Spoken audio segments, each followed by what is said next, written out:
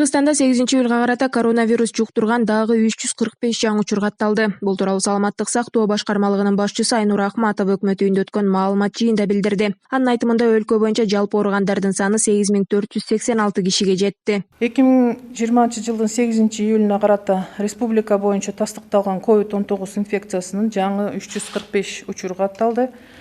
Алардын ичинен Бишкек шаарында 183 учур, Ош шаарында 22, Чүй облусунда 51, Ысык Көл облусунда 24, Ош облусунда 7, Нарын облусунда 14, Баткен облусунда 21 жана Жалал Абад облусунда 23 учур.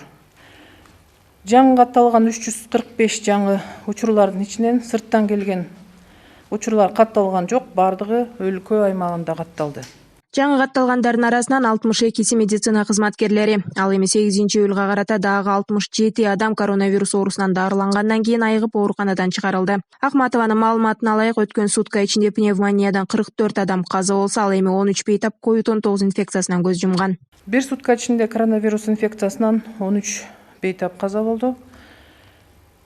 Кыргыз-Түрк ооруканасынан 1 бейтап, эркек адам 67 жашта, шаардык 6-чы клиникалык ооруканасынан 1 бейтап, эркек адам 52 жашта, республикалык инфекциялык ооруканасынан 3 бейтап, эркек адамдар 69, 55 жана 70 жашта.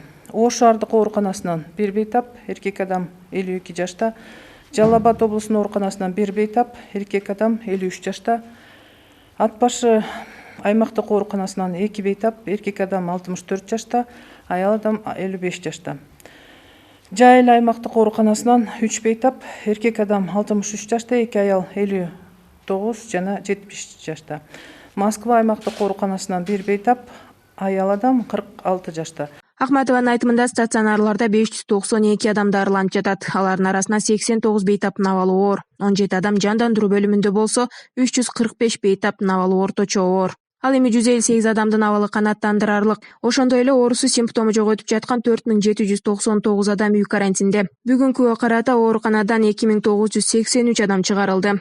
Коронавирус аныкталгандан кийин 112 адам каза болгон.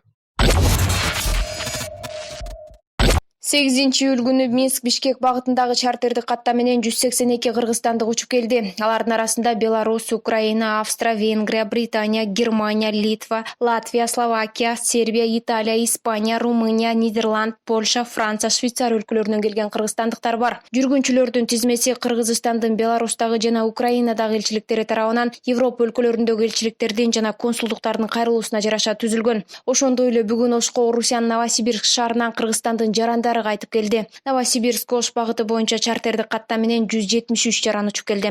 Анын ичинде балдар да бар. Каттамга жүргүнчүлөрдүн тизмеси кыргыз диаспорасынын өкүлдөрүнөн, Москвадагы кыргыз медициналык клиникалардын дарыгерлеринен жана элчилик кызматкерлеринен турган комиссия тарабынан түзүлдү.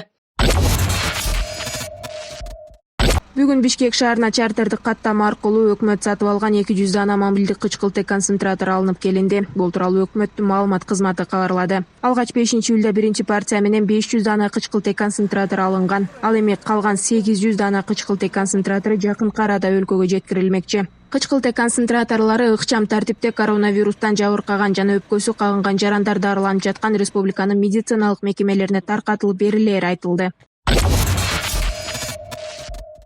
Бишкек шаарында 9 күндүзгү стационар иштеп жатат. Бул тууралуу мэр Азиз Суракматов өкмөт үйүндөгү онлайн маалымат жыйында билдирди. Анын айтымында күндүзгү стационарларга саат эртеменки 8ден кечки 8ге чейин кайрылууга болот. Ал жерде дарыгерлер жана дары-дармек сатып алуу үчүн дарыканалар бар. Медайымдар бейтапканаларга тамчылатма дары куюп, жейине сайып беришет. Мындан тышкары Суракматов жакын күндөрү бизди оорусуна күтүп турганын айтып, шаар тургундарына кайрылды. Ал азыркы күнгө чейин коронавируска каршы дары табылбаганын эске салып, шаардын тургундарын эрежелерди сактоого чакырды.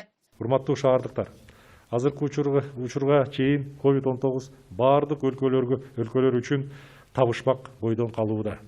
Америка, Кытай, Россия жана Германия сыяктуу ири державалар илимий изилдөө жүргүзүп, коронавирусту дарылоо үчүн дарысын табылбай атат.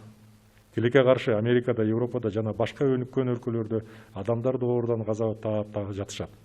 Алардын саны 540 миңге жетти. Биздин байкообуз боюнча өзүн изоляция режимин так сактаган өлкөлөрдө ооругандардын саны азайды.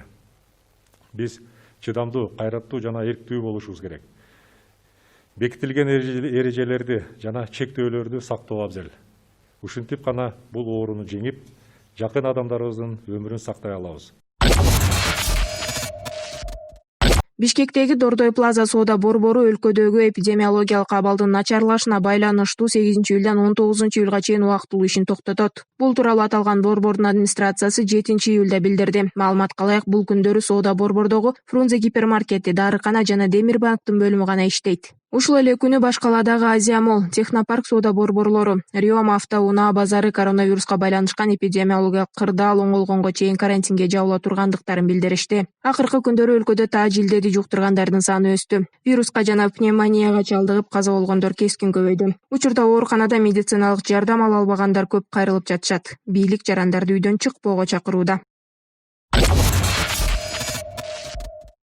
Жогорку жана кесиптик окуу жайларга кабыл алуу толугу менен онлайн түрүндө жүргүзүлөт. Бул тууралуу Билим берүү жана илим министринин орун басары Надира Жусупбекова брифинг учурунда кабарлады.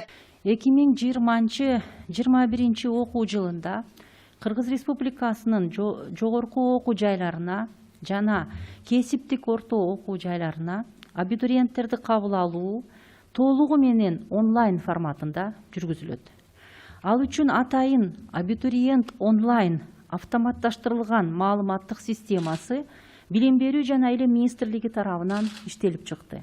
Эгерде окуу жайларга тапшырууда маселе жаралып, суроолор пайда болсо, 1919 кыска номерине байланышып маалымат алса болот. Онлайн системанын негизги максаты пандемия учурунда жарандардын коопсуздугун сактоо жана бардык абитуриенттерге бирдей шарт түзүү болуп саналат.